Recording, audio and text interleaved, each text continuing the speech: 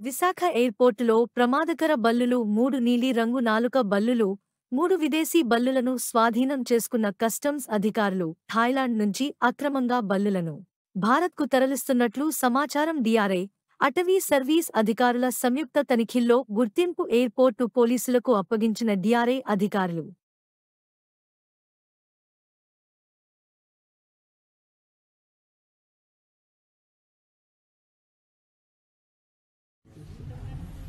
Actually तुम्हारा camera बढ़िया होगा मैं भेज दूँगा ओके ना।